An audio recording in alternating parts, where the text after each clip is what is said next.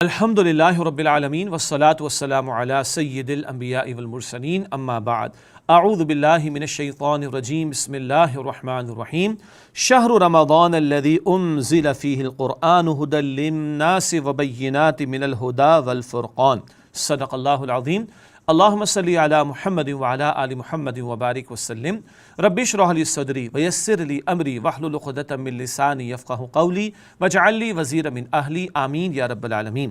ناظرین کرام السلام علیکم ورحمۃ اللہ وبرکاتہ۔ آج کی آیت کے حوالے سے جس آیت کریمہ کا ہم نے انتخاب کیا ہے وہ سورۃ البقرہ آیت نمبر 185 ہے۔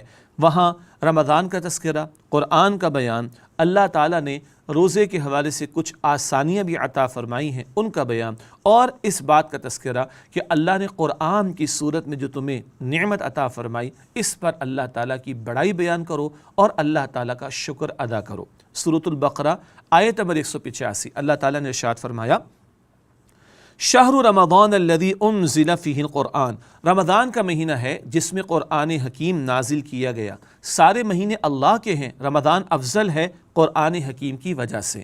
آگے ارشاد ہوا ھدی للناس، یہ لوگوں کے لیے ہدایت ہے، وبینات من الھدی والفرقان، اور اس میں ہدایت کی روشن دلیلیں ہیں اور یہ حق و باطل میں فرق کر دینے والا کلام ہے۔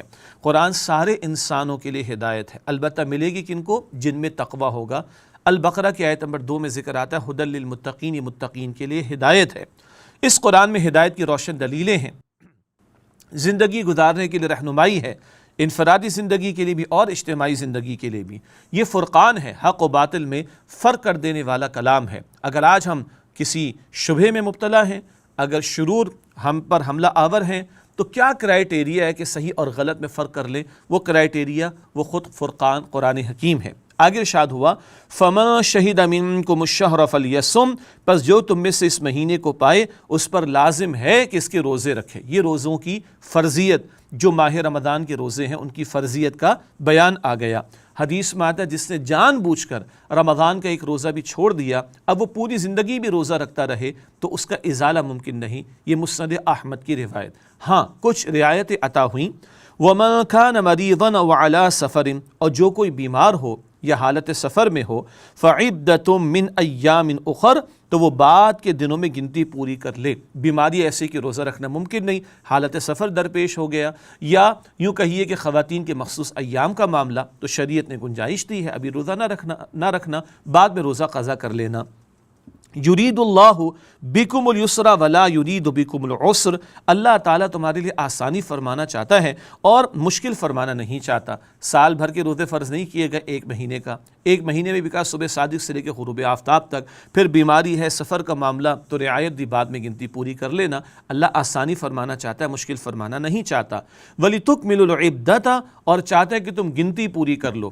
بیماری سفر کی وجہ سے رہ گئے، خواتین کے مخصوص معاملات کی وجہ سے رہ گئے، بعد میں گنتی پوری کرنا۔ یہ روزے کیوں رکھوائے جا رہے ہیں؟ وَلِتُكَبِّرُوا اللَّهَ عَلَىٰ مَا هَدَاكُمْ، اور تاکہ تم اللہ تعالیٰ کی بڑائی بیان کرو اس پر جو اللہ نے تمہیں ہدایت عطا فرمائی۔ یہ گنتی پوری کرائی جا رہی، روزے رکھوائے جا رہے ہیں قرآن جیسی عظیم نعمت پر اللہ کی بڑائی بیان کرنے کے لیے، وَلَعَلَّكُمْ تَشْكُرُونَ، اور تاکہ تم شکر ادا کرو۔ اتنی عظیم نعمت عطا ہوئی، روزہ رکھوایا جا رہا ہے اس پر اللہ کی بڑائی بیان کرنے کے لیے اور اس پر اللہ تعالیٰ کا شکر ادا کرنے کے لیے۔